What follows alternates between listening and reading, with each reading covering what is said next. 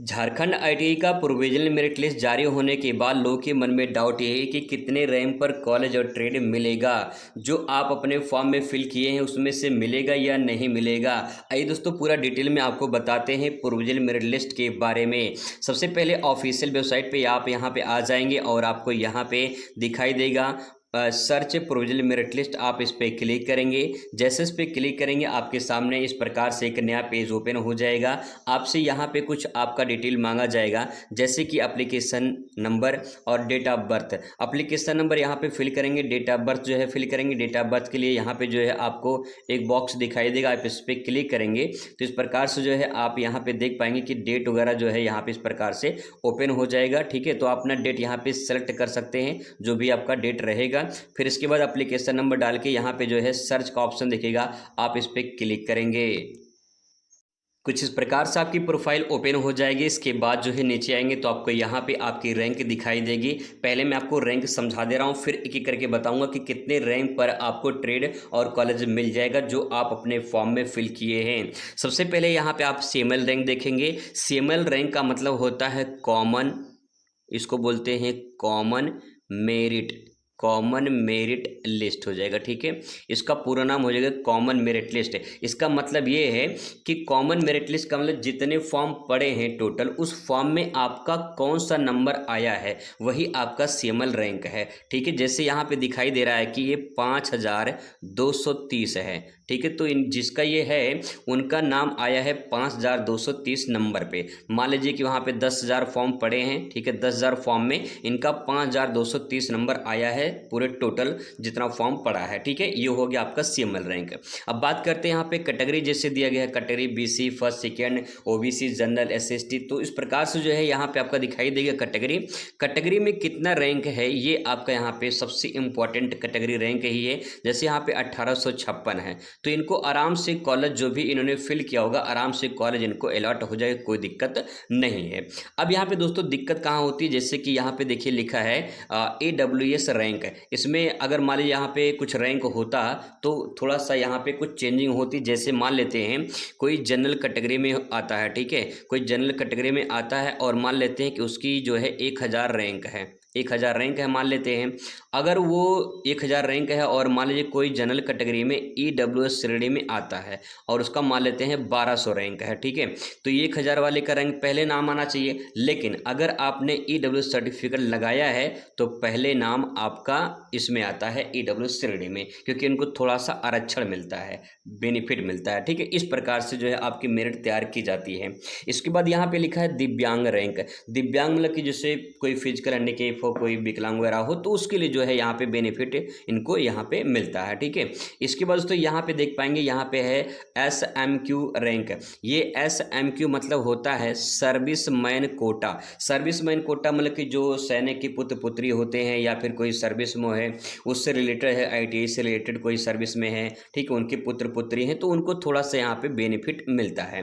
फिर primitive tribe rank यहाँ पे दिया, जनजाति जो होते हैं उनके लिए यहाँ पे दिया, थोड़ा सा इनको भी बेनिफिट मिलता है। अगर आप जनरल या फिर SC ST या BC में आते हैं तो आपका जो कैटेगरी रैंक है यही आपका मोस्ट इंपॉर्टेंट है। कुछ रैंक में और आपको दिखा दे रहा हूँ, जैसे आप यहाँ पे देख पाएंगे अनरिजर्व में यहाँ पे दिया गया है, अनरिजर्व में यहाँ पे CML रैंक दिया गया है और कैटेगरी रैंक दिया गया है। हालांकि दोनों सेम है, इसमें थोड़ा सा चेंजिंग होना चाहिए था। आगे मैं एक और रैंक और आपको दिखा दे रहा हूँ, जैसे आप यहाँ पे देख पाएंगे SC कैटेगरी में 1590 CML रैंक है और कैटेगरी में जो है 780 रैंक है। तो इस प्रकार से आपको रैंक दिखना है। आइए पूरा लिस्ट दिखाते हैं और बताते हैं कैसे जो है किसके आधार पे आपको ट्रेड और कॉलेज अलॉट होगा।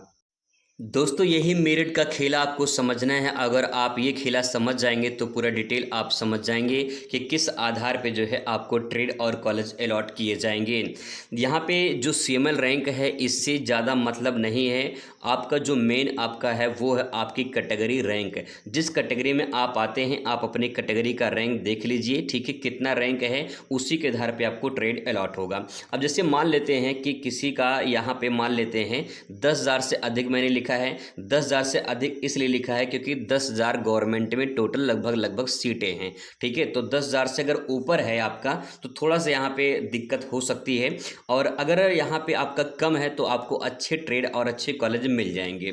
अब यहाँ पे दोस्तों बात कर लेते हैं, जैसे मान लीजिए कोई SC कैटेगरी में आता है, ठीक है, और कोई BC फर्स्ट सेकंड में आता है, मान लीजिए फर्स्ट में आता है। अब यहाँ पे देख पाएंगे कि अगर मान लेते हैं SC वाले का जो है यहाँ पे 1000 रैंक है मान लेते हैं, ठीक है, और BC का मान लेते हैं यहाँ पे मान लेते हैं 900 रैंक है, ठीक है। तो पहले नाम SC वाले का आएगा यहाँ पे, क्योंकि थोड़ा सा इनको बेनिफिट मिलता है। तो आपकी जो कैटेगरी है उसके आधार पे भी बेनिफिट मिलता है। और दूसरी बात ये है कि अगर मान लेते हैं कि आप अपने फॉर्म में इलेक्ट्रीशियन या फिटर जो है अप्लाई किए हैं, ठीक है, और आपका जो रैंक है वो बहुत हाई चला गया है, मतलब मान लेते हैं कि आपका रैंक 10,000 के आसपास है या फिर जो है 5,000 के बीच में है, तो यहाँ पे इलेक्ट्रीशियन और फिटर थोड़ा सा आपको दिक्कत हो सकती है कि यहाँ पे आपको पहले लिस्ट में तो मुश्किल है कि आपको मिल जाएगा। क्योंकि दोस्तों जो सच्चाई मैं आपको बताने की कोशिश कर रहा हूँ पिछले सालों के रिकॉर्ड के अनुसार, यहाँ पे जो आपकी ट्रेड जो आपने अप्लाई किया है, क्या पता उस ट्रेड उस कॉलेज में जो है मेरिट बहुत हाई चली जाए, यानी वहाँ पे रैंक बहुत अच्छा चला जाए। देखिए जितना आपका रैंक कम होगा, ठीक है, जितना आपका रैंक कम होगा, जैसे एक से लेकर 100 या फिर 100 से 200 के बीच में या फिर 200-400 के बीच में, जितना आपका रैंक कम होगा उतना बढ़िया ट्रेड और उतना कॉलेज आपको अच्छा मिलेगा,